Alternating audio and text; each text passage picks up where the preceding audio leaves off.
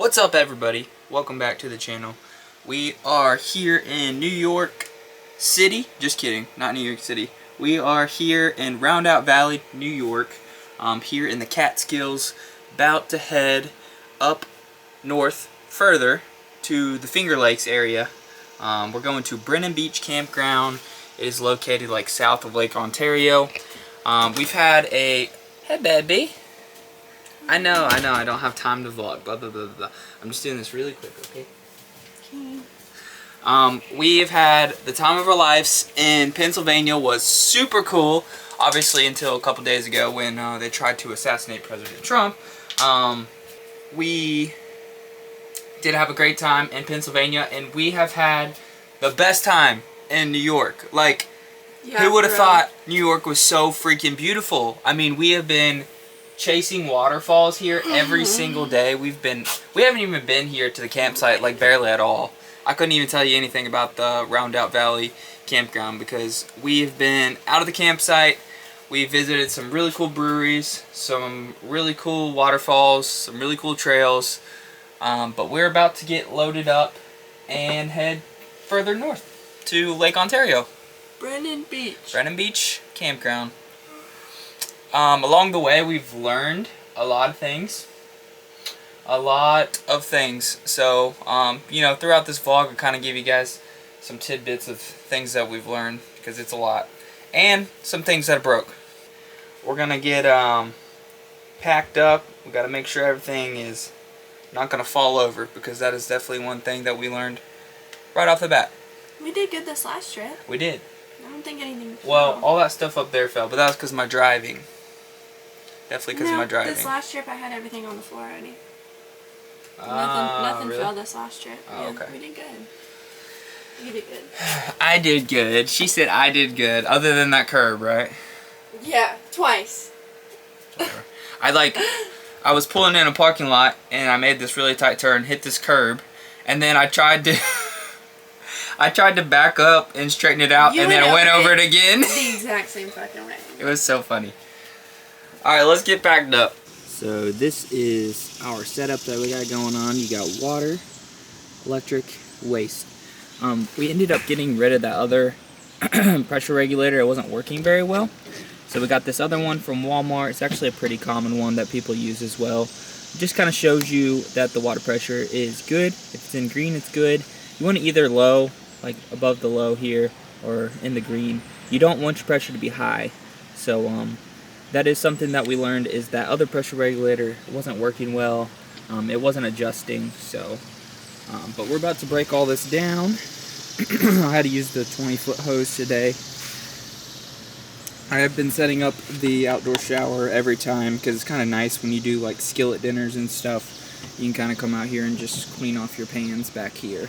So you're always going to empty the black tank first. So that's here. I'm just going to pull this out. Open your valve up a little bit slowly. It's going to drain all the way down there. And what I've noticed at all campgrounds is the little sewer thing there. You always have to like lift up at the end because it's always higher than, like, especially our camper. Our sewer output here kind of is a lot. Oh Jesus, it's about to fall over. It's a lot lower than most campers. But we're emptying the black tank now, and then we'll close this one, open the gray tank, and flush this tube out.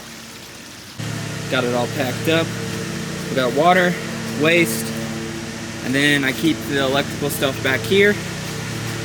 And then the last thing I gotta do is these down here are your low lines.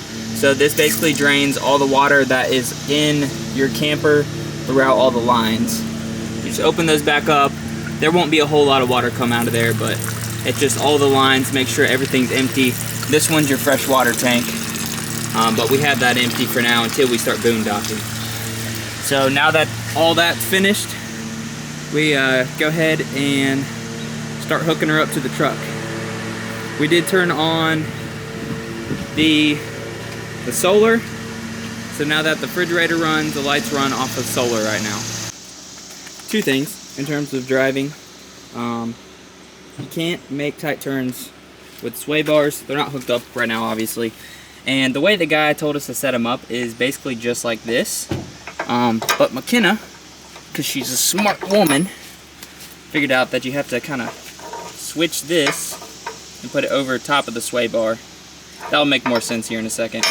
In terms of leveling, I didn't think that was super important at first, like leveling left and right. But it definitely is. It definitely makes your stay a little bit more uncomfortable if it's not level.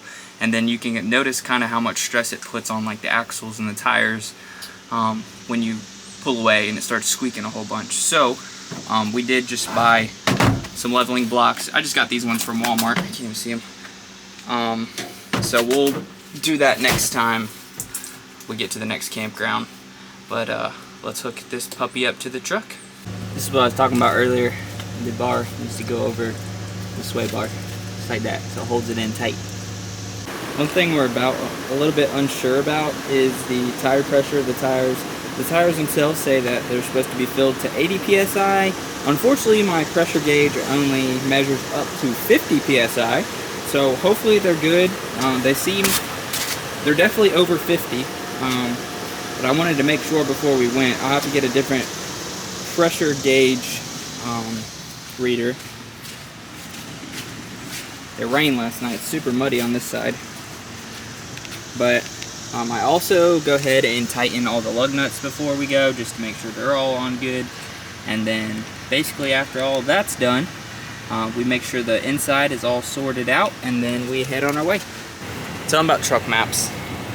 Oh, truck maps is good stuff. The icon looks like, it doesn't matter, they can figure it out.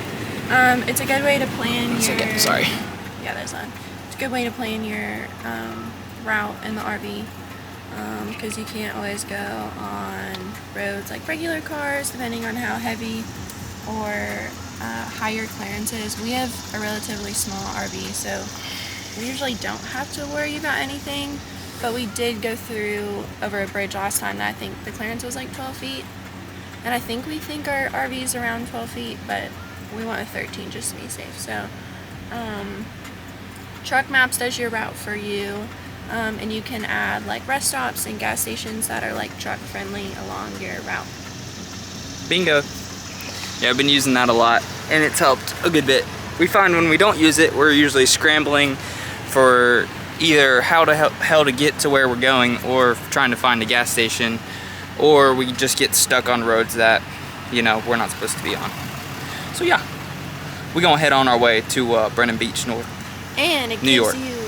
gives you some extra time, like in your ETA, because Google Maps is not accurate. Yeah. With the way RVs are pulling, like you're not really supposed to go over like 65 miles an hour is the max. So usually you just have to add like 30 or so minutes, but the truck map seems to be like a lot more accurate in timing. Yeah. We made it to Brennan Beach. Took a couple stops in the way. We try to make at least like 1 to 2 stops each time. Like every hour we try to make a stop. I'm trying to level. It's just way too muddy. Everything keeps sliding out from under the tires. So she's going to see if we can move to a different spot, because it's really unlevel. Like this is probably like one of the most slanted spots there is.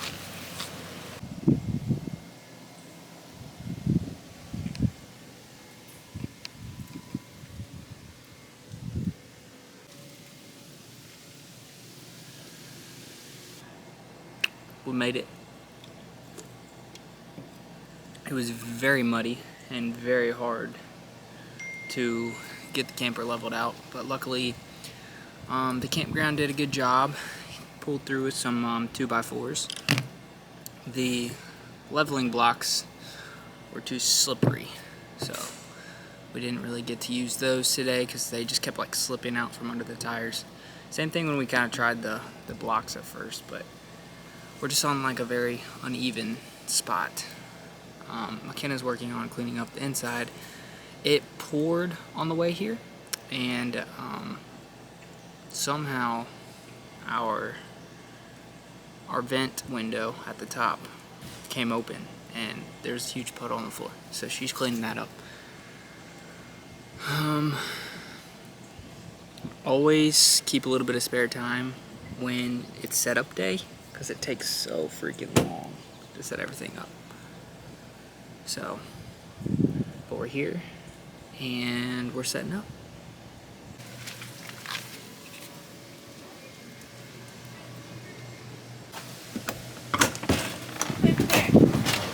How's it going in here? I'm dry now. You got it all cleaned up in here? It's all dry now? Yeah. So like I was just telling you guys, the freaking window popped open again. So I guess when we go over bumps, it's like popping open. I don't know, or if like the wind's like catching it. But yeah, there's a puddle right here. Yeah, because this screw is doing nothing.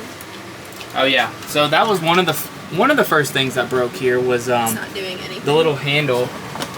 There's like a little handle, kind of like this one. And McKenna just unscrewed it and it just like fell apart in her hand.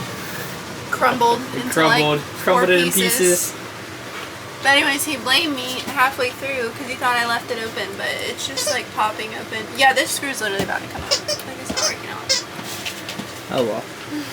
We've realized, like, over the, how many places have we stayed? Like 4? About. If the camper is not leveled appropriately, like, it is not comfortable to sleep in here, and you could just tell, like, when you tow the camper away, like, how much tension was on everything. Yeah. It's so squeaky. And yeah, I'm sure it's not good for the camper. it's horrible for the camper. But yeah, the camper people pulled through. They gave us some blocks, not some 2x4s. They weren't super helpful. We wanted to move spots because it was so unlevel out there, but they couldn't give us another spot. It was just so freaking rainy and muddy when we got here, and it was a disaster. Yeah, that was our first experience doing that. I mean, I've always heard that's a fucking nightmare. Obviously, you don't want to get here when it's like that. Yeah, it was horrible. Yeah, it just depends on the campsite too, or the campground too, because like there's no fucking gravel here at all. Nope. It's just all grass, and like it was so nasty out there. Like it's so wet and soppy, and like you know everyone is not like using the sewage right and has like proper connections. Well, that's another thing. For this sewer connection, they have just like a PVC pipe, and over top of it they have like a fitting, but it's loose. It just comes right off. Exactly. So like it's just gonna fall off. It was really gross getting here, like in our sandals, and there's just water everywhere touching our feet, and like that's nasty in RV parks because I know not everybody is like has proper seals and everything. You cleaned it up in here though. Yeah. I accidentally opened 2. Oh, sweet. Anything else that you can think of that we've learned so far, or like that has broken? Oh, the shower. The shower. That was our first break, I think. That was like the first thing that broke. Yeah, I expected that. I'll throw a clip on, and from like when I fixed it, I literally fixed it with a freaking guitar capo for now. But basically, the seal between like the spout and the actual shower is just kind of loose. So I took a guitar capo and clamped it off. It worked. All you really need is a guitar capo. You can fix it right up.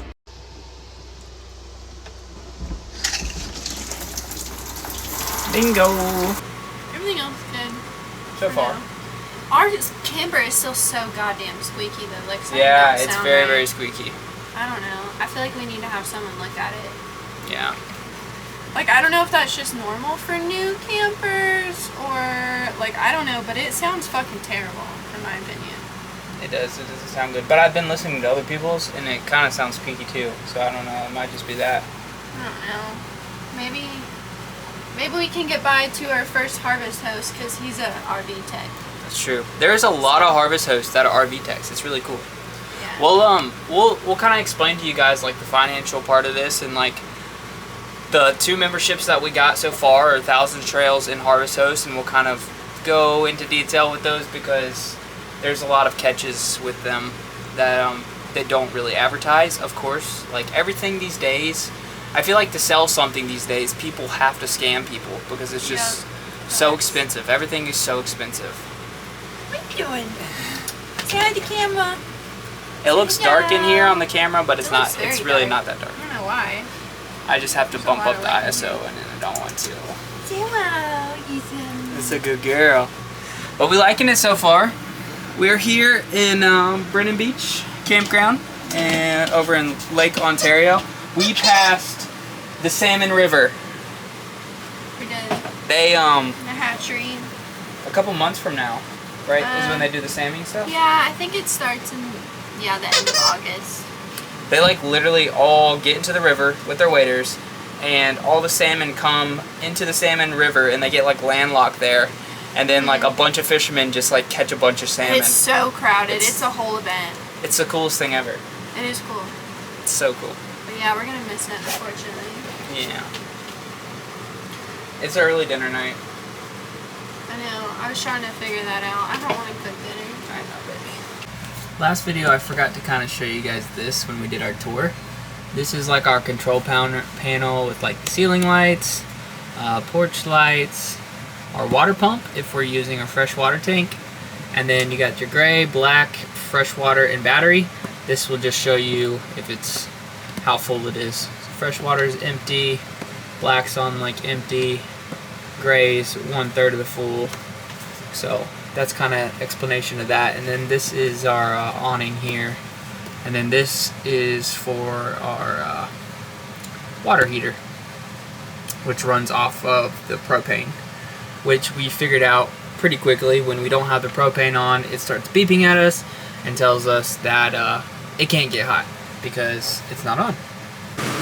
Also, on one of our travels, one of the first things that we learned, thank you, baby. One of the first things that we learned is that this is not going to hold the refrigerator completely shut when you're driving all the time. This piece does, but this is broken. It's not broken, they just come off. Oh, well. They just pop off, and then it just slides open. And then everything is on the floor when we get to where we're going. But the refrigerator has held quite a bit of things for us. The refrigerator's done great. Look at all our condiments are in this drawer because they fall so easily, and we have so many of them. So we put the condiments in that drawer.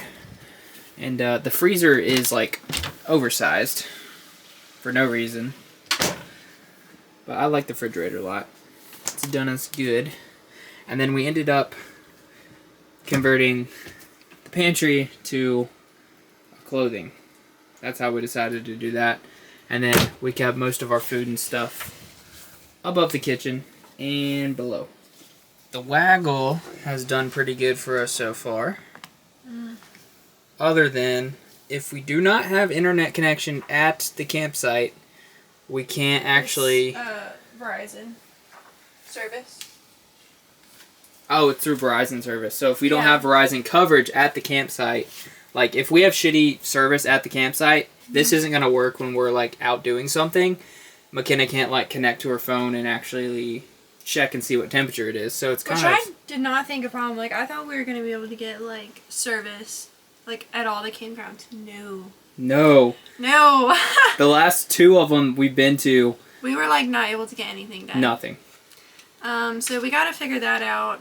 I don't know if we want to get like a cellular like booster. Like I don't know. We kind of have to do some research to figure that out. We don't necessarily need like Wi-Fi because we can use Wi-Fi once we have service. We just need service. So we just kind of have to figure that out. But yeah, no, not all campgrounds. And like, I mean, I knew campgrounds that we like probably weren't staying at in the RV, like tent campgrounds. Like yeah, I wouldn't expect them to have service. But like, these are like established campgrounds and like they don't have fucking service. Like I was very surprised. We did end up installing our new RV lock. So you can basically, to lock this one, you can use the key, you can type in the code, hit lock, or comes with the key fob. Super fancy. It works pretty good from the outside, no real issues. You have to press it pretty hard to close it, but from the inside, you kind of have to give it a little bit extra pressure, and you can tell like how flimsy this is, but it does end up clicking. And it holds pretty tight, and then the inside lock is right here. It's done pretty well so far. It's kind of annoying how like hard you have to pull it and how flimsy it is right here, but it's done okay so far. What do you think about it so far? I think it's a piece of shit. Yeah, it's not great. I wish it was made of metal. If this was made of metal, it would make it so much better. But only I'm like... just pissed off that it got such good reviews, like from TikTok and Amazon. Like it has 5 stars on Amazon, and I don't fucking understand how. It was super user friendly and like it was easy to install. It's like, super fancy with the whole like key fob thing and everything. But tell them about that. That's like way too sensitive. Oh yeah. This we don't even use because like you barely like touch it and it just like will lock it. Like you can barely touch it. You can just have it in your like pocket and it'll lock the camper. So ignore our calendar because that's our life right now. What the fuck? What? So, like ice in our mushrooms. What the hell? I don't know why that happened. There's like ice in the mushrooms. How do you feel about camping in the camper? Oh, I love it. You don't mind it? No, I'm used to it now. I really like it. She's done some pretty good freaking meals, I can tell you that. No, we're having a good time. It's just the like setting up is like really fucking annoying. But I mean, we'll be established like at a campground for 2 weeks at a time here soon. So. Yeah. Setting up usually, like today it took about 3 hours just because we were playing with like how to level things, but usually it only takes what, like well, it's not even the time. An hour maybe? Josh is just really mean when he's setting up to me. Yeah, I am. I get angry, I'm sorry. That's what's not fun. Yeah. I get a little frustrated. A little? Yeah, but then the other strangers come, and you're like sweet as fucking pie to them. No, but they piss me off more because they're like, just use the jacks, and I'm like, yeah, I know. Y'all. I didn't mean to throw that away. Like when people come and a lot of people don't give a shit like how they set their camper up, and they don't care about their power jacks and blah blah blah. Well, the one guy he says I'm not even a camper. I don't have a camper. Like I don't know anything about this. I was like, why the fuck are you here helping us then? He was just trying to help. Well, he was nice. He was very nice, but like he couldn't get a hold of anybody else to like come help us, but he came and helped us. He talked to us for like 5 minutes in the thing about like salmon fishing and stuff. Yeah, no, he's really cool.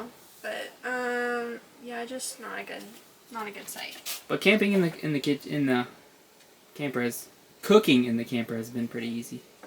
We've been doing skillet meals and stuff, so it's been good. We got the outdoor shower set up to rinse the skillet, so. I'm surprised I haven't set off the fire alarm yet. Right. It seems more sensitive in the apartment than it is here. Thank God. So this is how we eat in the camper. We get it cooked up in the Instant Pot. I started a new trend. It's called Paper Plate Life, boy. And they're right, baby. Everybody eats at the same time. Eating her kibble. Damn, you goddamn thirsty, aren't you? Look at that thing, boy. Ooh. Revenge of the Muffin Man. What else we got over here? What's this one? You're drinking that? Hey, Bunker. Yeah, I'm drinking it. That beer's nasty. No, it is not. Yes, it is. Watch out, baby. Crazy. Someone slumped after dinner.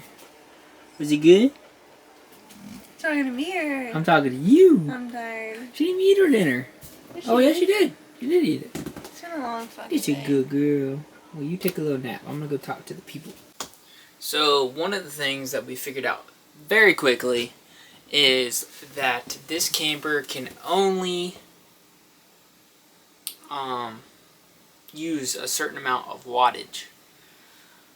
With our watchdog, it kind of shows like whenever our camper shuts off, like the electricity, whenever it shuts off, our watchdog kind of alerts us on our phone. So I have McKenna's phone here, and it's kind of showing you how much wattage we're using right now. If you look down here at the bottom, you can see how much wattage we're using now and how many amps and all that stuff. Basically, when we had the first time that we realized like there was a huge problem is we were running the AC, we had all the lights on, we had the exterior lights on, we were running an Instant Pot, we were running a air fryer. Basically everything in the camper we were running at the same time, and it completely maxed out the wattage on the camper and it shut our electricity off. That was the first time that happened, and we were like, what the fuck just happened? We didn't know what the hell happened. We looked at the watchdog and it said that it like, what did it say specifically, babe? Line 1 overcurrent. It said line 1 overcurrent, so it had too much. And like when you watch the wattage now, the only thing that we have going right now is basically some ceiling lights. There's nothing cooking. The air conditioning isn't on right now, and it's saying that we're at like 138 wattage. When you kick on the AC, it initially doesn't use up a whole lot, but as it's going, it uses up more and more to keep it going. So usually when we have the AC on, it's like 1500 to like 1800 watts. No. No? It'll go up to like, with the ceiling lights and everything, it'll be like 300 something. And then yeah, it'll like pull like maybe 13 to 1400 occasionally. Okay. So if you heard McKenna, she said it like with the ceiling lights on, it's usually like 300 watts, and then like occasionally, like when the air conditioning on, it'll pull like this random like 1300 watts of electricity. Is that what you said? Yeah, like an extra 1000 watts. It'll pull like an extra 1000 watts. But what happened was we had that on, the air conditioning, plus we had like 2 appliances going, and I'm telling you what, the air fryer pulls some fucking energy, boy. Because like as soon as the air fryer turned on, would it kick up to like 4000? Yeah. Something crazy, and it completely shut everything off. But that wasn't the only thing that happened. So when it shut off everything, of course we restarted it and turned it back on. We turned everything off, make sure everything was off, and we kind of been playing with it a little bit to make sure that we can run certain things at the same time. But the first time it happened, it actually flipped a breaker, and we had no idea what the fuck was going on because our outlets weren't working at all. And I'll get to the outlets here in a second because we actually learned something about those as well. But it flipped the breaker, and it took us forever to realize that the actual breaker was flipped. I'll show you guys this real quick. So down here, this is our breaker box. You have our breakers and then our fuse box as well. So it basically flipped the GFI circuit, which was running the Instant Pot in the air fryer. So we have to be careful of how much wattage we're using at a certain time. We usually just can't run AC while we're cooking. That's all. Exactly. We can't run AC when we're cooking. Now, with the outlets, I was so confused. We still can't use outlets with solar. So the outlets cannot be ran with solar, unfortunately. But I thought the outlets were completely broken when we first got in this camper because they weren't fucking working. I couldn't get any of the outlets to work. There's some under here. There is some outlets on the ceiling up here. There's some outlets over by the TV. There's some outlets over by the couch. There's tons of outlets. There's outlets over by our bed. And if you own a house and your bathroom has an outlet, it usually has like a little GFI reset button on it. So our bathroom also has that. So in here, in our bathroom, we have our little outlet over here. And it also has a reset button. And McKenna was in here playing around, and she hit the reset button, and it reset the entire circuit so that we could use all the outlets in our camper. So we have to reset that outlet to use all the outlets in the camper. Now it still does not work with solar, but we did figure out how to use the outlets in the camper, which was nice. I do want to talk about Thousand Trails with you guys, but I don't think McKenna's in the mood to do that right now. What's your thoughts? No. Next video? It just makes me so angry talking about it. I don't want to talk about it anymore. I know, but we have to talk about it because people need to fucking know. Like, it's important. I don't want to talk about it right Alright, McKenna doesn't want to talk about it right now, but the 2 memberships that we have for camping that we've been using thus far, and we have not spent, you know, a shit ton of money staying at these places, is Thousand Trails and Harvest Host. Those 2 are very crucial in order to camp places. I think they work very well for most people. For our lifestyle, they work decently. I would just say if you were going to get those 2 memberships, make sure that you're very cautious because what they advertise online is not actually how it works in real life. And we will get into Thousand Trails a little bit later because it's very complicated, it's very complex, and basically it isn't what it seems to be. It's way too good to be true.